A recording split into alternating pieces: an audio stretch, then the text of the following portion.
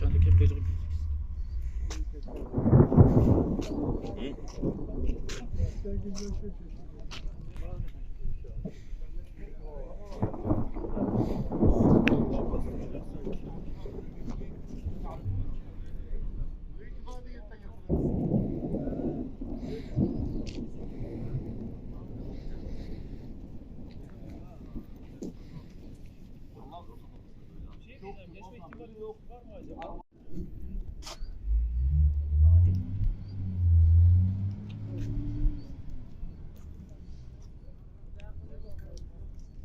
Şöyle bir daha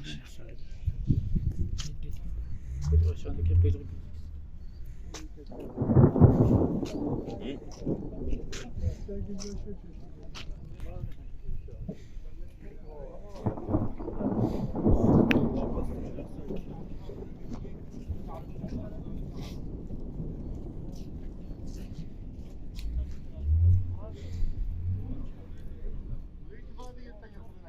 Böyle çekiyor.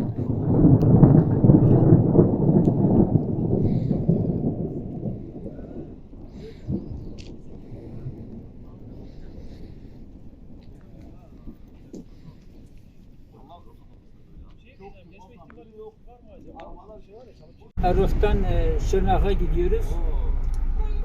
Bir tır kaza yapmış, yolu tamamıyla kapatmış. Maalesef bir saattir bekliyoruz. Yol da çok dardır, böyle gözükmüyor. Arkadan gelen bir otomobil de maalesef tıra çarptı.